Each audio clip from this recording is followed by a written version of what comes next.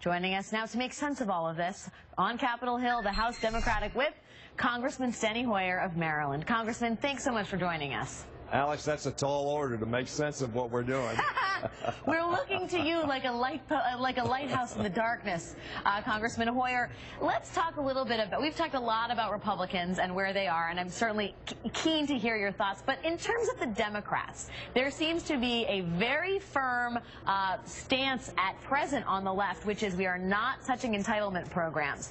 Are you at all concerned about getting the Dems to the table in terms of a broader deal, given the obstinance that we're hearing in terms of Medicaid, Medicare, Social Security cuts? Well, I think the Democrats are prepared to come to the table with everything on the table. I think what you're hearing from Democrats is that we have no intention of undermining the security of our seniors or people who need health care. That does not mean that we're not going to look at the long-term fiscal sustainability of those programs. I think we are prepared to do that.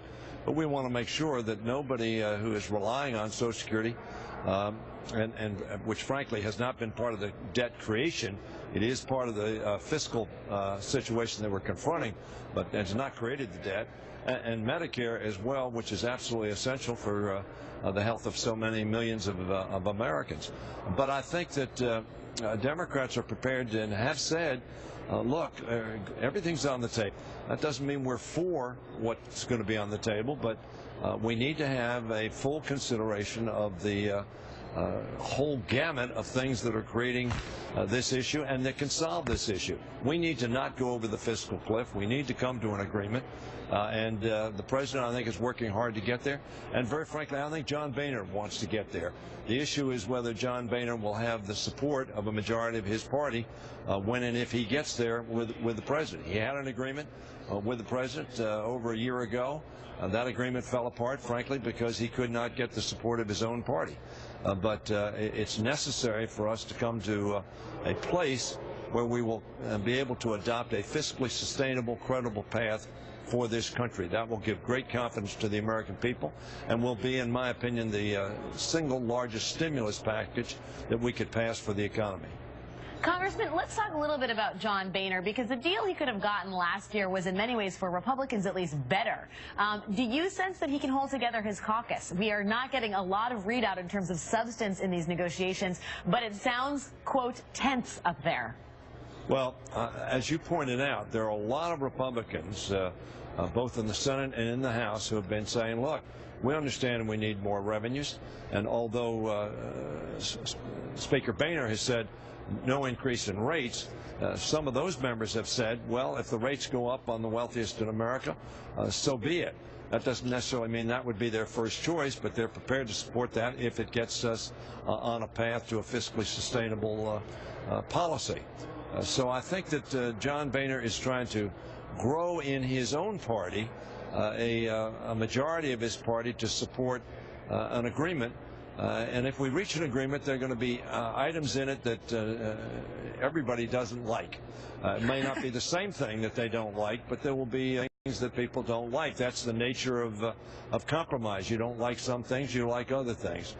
But I think America is hoping that we will not go over the fiscal cliff, that we will come to an agreement, and that agreement will not in any way hurt the most vulnerable in our country. In my view, the richest country on the face of the earth can solve its fiscal challenge without hurting the vulnerable. And I think that will certainly, I think that's what you're hearing from Democrats, that the vulnerable in this country ought not to be looked to.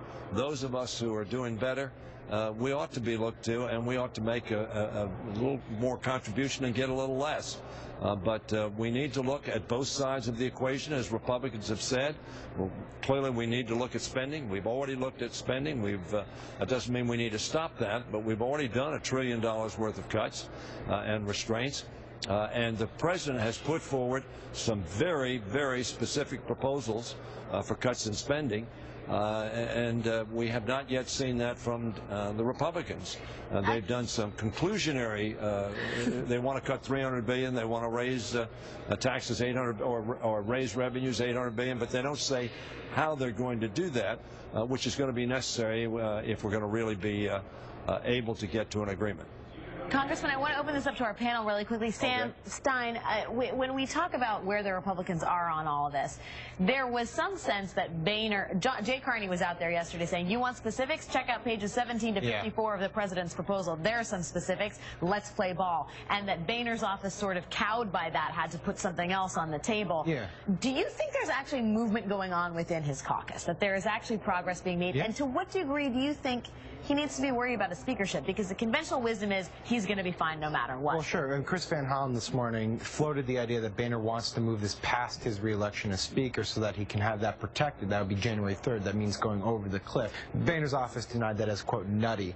But I actually have a question for the congressman about the debt ceiling, which seems to be now the default position for the Republicans, which is let's get rid of this and let's negotiate on the debt ceiling. Two questions. One, will any agreement that comes out for the fiscal cliff leave the debt ceiling unresolved? And two, what would you even negotiate on the debt ceiling should that be something that the Republicans force your hand on? Or are you with the president who says we need to kick them of that habit and never negotiate on raising the debt ceiling again? I think the president is right. The debt ceiling ought not to be a negotiable item.